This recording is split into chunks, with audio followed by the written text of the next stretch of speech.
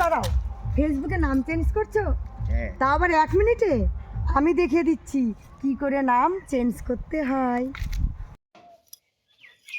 প্রথমে তোমার ফেসবুক প্রোফাইলটা অন করতে হবে, তারপরে তোমার প্রোফাইলে যেতে হবে।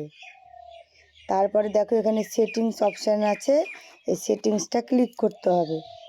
ক্লিক করার পরে দেখো এখানে লেখা আছে কি মেটা, এই মেটাতে ক্লিক করতে হবে। মেটাতে ক্লিক করার পরে এইরকম একটা ইন্টারফেস চলে আসবে।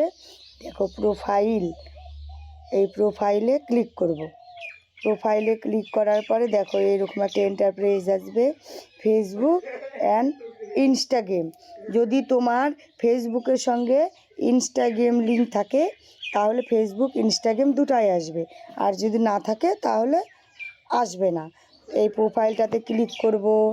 ক্লিক করার পরে এইরকম একটা ইন্টারফেস চলে আসবে। দেখো দেখাবে নেম, সারনেম, প্রোফাইল পিকচার, তুমি কি চেঞ্জ করবে। এই যে এখানে ইনস্টাগ্রাম ফেসবুক দুটোরই লোগো দেওয়া আছে, আমার একসঙ্গে অ্যাড করা আছে জন্য দুটোকেই এখানে দেখাচ্ছে।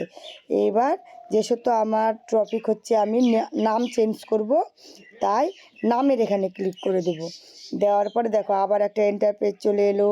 এখানে লেখা আছে ফার্স্ট নেম, মিডিল নেম, সার নেম। আমাকে মিডিল নেম দেওয়ার দরকার নেই, আমি এখানে ফার্স্ট নেম দিব ওমা।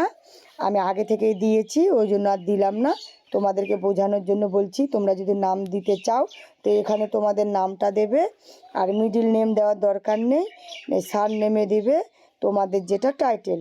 আমি এখানে দিয়েছি মহন্ত শীল, কারণ আমার আদার প্যানে এটাই নাম আছে, সেই জন্য আমি এটাই দিয়েছি, ফার্স্ট নেম উমা আর সার নেম মহন্ত শীল।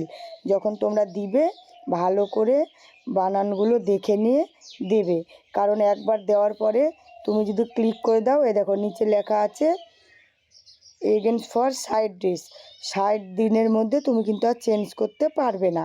যদি চেঞ্জ করতে হয় আবার 60 দিন পরে, তাই বুঝে শুনে দিয়ে দেখো একটু উঁচা করে এখানে দেখো লেখা আছে রিভিউ চেঞ্জ। এই রিভিউটাতে তুমি যদি ক্লিক করে দাও তাহলে তোমার এটা হয়ে যাবে।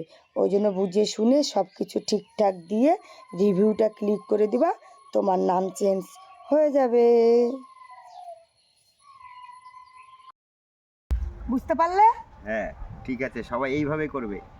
রাধে রাধে।